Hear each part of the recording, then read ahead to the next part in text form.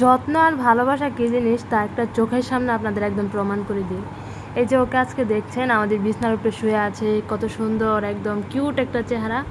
ওকে যেদিন আমি প্রথম আনছি, আমি ওই ছবিটা স্ক্রিনে দিয়ে দিব, আপনারা দেখবেন। ওকে যেদিন আমরা প্রথমে আনছি, ওকে আনা হয়েছিল আমাদের বাসার পাশ থেকে একটা মসজিদের মধ্যেও ছিল, ওইখান থেকে ওকে আনা হয়েছিল রেস্কিউ করে। মানে ও পিছে পিছে চলে আসছিল, পরে আপনাদের ভাইয়া মানে আমার হাজব্যান্ড ওকে নিয়ে আসছে। আমাকে সে জিজ্ঞাসা করতেছে তুমি কি বিড়াল পালবে নাকি। পরে আমি বললাম যে দেখি কীরকম। পরে ওকে দেখলাম, দেখে পরে নিয়ে আসলাম। বৃষ্টির সময় আনছিল, তো শরীর একদম পুরো ময়লায় ভরা ছিল। তারপরে ওর এই যে এখানে এই যে দেখেন, এটা ভালো হয়ে গেছে। ওর কানে একটু সমস্যা ছিল, তারপর চোখে এখন একটু সমস্যা আছে, একটু ময়লা যায় মাঝে মাঝে। তাও আমি প্রত্যেক দিন সুতি কাপড় দিয়ে সুন্দর করে ক্লিন করে দিই। আবার আজকে করতে পারছি না, আমি খুব ব্যস্ত ছিলাম সেই জন্য। তো এই জন্য আমি একটা কথা বলি কি, মানে যত্ন আর ভালোবাসা পাইলে যে কোনো জিনিস কিন্তু সুন্দর হয়ে যায়।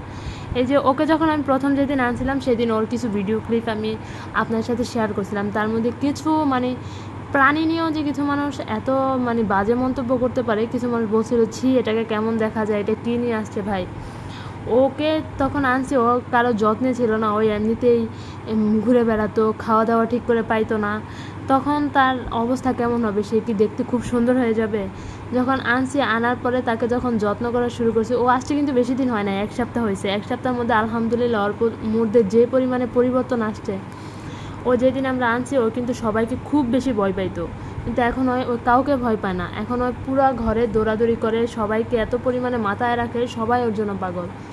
আর তারপরে ওকে আমরা নিয়ম মতো করে আনছি 2 সপ্তাহের মধ্যে মনে হয় কয়দিন গোসল করাইছিলাম, 2 দিন না, 2 দিন গোসল করাইছি। তারপরে ছোট বাচ্চাদের মতো ডেলি ওর শরীরটা আমরা মুছাই দিই ভিজা কাপড় দিয়ে। তারপরে ওকে প্রত্যেক দিন ক্লিন করি। এমন একটা দিন নাই যে ওকে ক্লিন করি না, আমরা এত সুন্দর করে ক্লিন করে রাখি।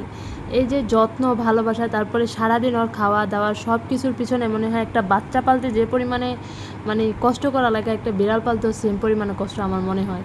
একটা বাচ্চা পালা আর একটা বিড়াল পালা এখন একদম সমান মনে হইতেছে আমার কাছে। বাচ্চাদের পিছে পিছে যেরকম মানে সবাই তো আর সব কিছু না, আমি বলতেছি না যে মানুষ আর বিড়াল সমান, কিন্তু মানে ভালোবাসা দিয়ে যদি পালতে পারেন আপনি, এই যে আমি একদম ওকে একটা ছোট্ট বাচ্চার মতো আমি কিন্তু ওর সাথে বিহেভিয়ার করি, একদম আমার নিজের বাচ্চার মতো। আমি ও যখন পটি করতে যায়, পি করতে যায়, আমি ওর পিছে পিছে গিয়ে বসে থাকি। আমার হাজব্যান্ড আমাকে বলে তুমি ওর সাথে যেরকম করো মনে হয় যেন তোমার একটা ছোট্ট বাচ্চা।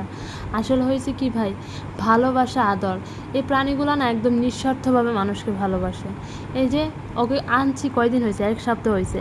কি করি, একটু যত্ন করি, একটু ভালোবাসি, একটু আদর করি, কিন্তু ও এখন আমাদের ছাড়া কিচ্ছু বোঝে না। কিন্তু একটা মানুষে আপনি যত কিছুই করেন, আবার বকাও দিই যখন, যেহেতু বিড়াল খাবার দাবার দেখলে বা মাছ মাংস এসব দেখলে একটু লাফালাফি করে, দুষ্টামি করার চেষ্টা করে, তখন যদি একটু বকা দিই চুপ করে শান্ত হয়ে বসে থাকে। কিন্তু একটা মানুষের যদি আমি সেম বিহেভিয়ারটা করতাম, অবশ্যই তার সাথে এতদিন আমাদের মন কালাকালি হয়ে যেত। এটা হয়েছে প্রাণীর মধ্যে আর মানুষের মধ্যে তফাৎ। ওদেরকে ভালোবাসলে এটাতে কোনো স্বার্থ থাকে না বা কিছু থাকে না। তো এটাই আমি আপনাদেরকে একটু বলার চেষ্টা করি যে ভালোবাসা আসলে কী জিনিস। ভালোবাসা আর যত্ন থাকলে মানে যে কোনো জিনিস আপনি সুন্দর করে উঠাইতে পারবেন। এই যে গতকালকে আমি দুষ্টামি করে আমি মেহেন্দি লাগাই, ম্যাক্সিমাম সময় আমার নখে মেহেন্দি লাগাই। তো গতকালকে আমি মেহেন্দি লাগাইতে বসছি, পরে আসছে আয়সা একদম আমার হাতের মধ্যে থাবা দিয়ে নিজের হাতে লাগাই ফেলছে। পরে আমি 4 হাত পায়ে একদম সুন্দর করে লাগাই দিছি।